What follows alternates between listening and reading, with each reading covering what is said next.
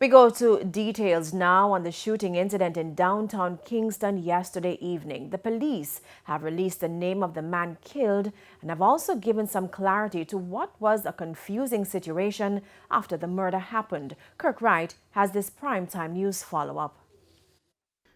The chaos downtown started sometime after 6 Tuesday evening after gunmen shot and killed a CD vendor who the police have now identified as 27-year-old Anthony James of an Orange Street address. James was sitting in the vicinity of the Tasty restaurant selling his CDs when the gunmen drove up on bikes and shot him. A police quick response team who had been in the area responded and went in search of the gunmen. They responded in the South Parade area and was directed by citizens to 3 men armed with guns on foot in the area. They subsequently were engaged by the men. A shootout ensued, and as I said prior, the 3 men were subsequently held, all 3 with firearms and 20 rounds of ammunition.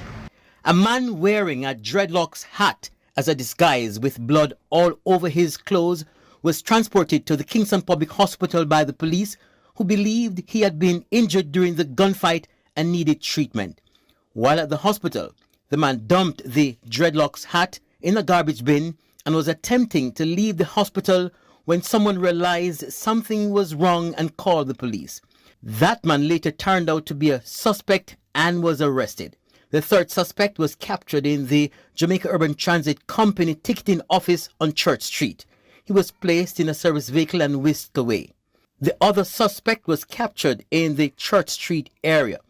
The police did not say who the men are, but gave some indication as to where they may have been from. We know based on their addresses that 2 are from the Kingston West Division and 1 is from East Kingston.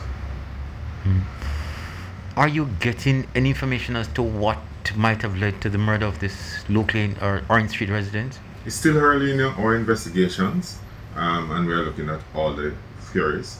And one theory in particular is that this may be a continuation of the tit-for-tat between the Taliban breakaway gang and the Cuban gang that operate in the General Luke Lane Orange Street area. The Kingston Central Police Commander is praising the work of the police military team who apprehended the suspects without injury to anyone.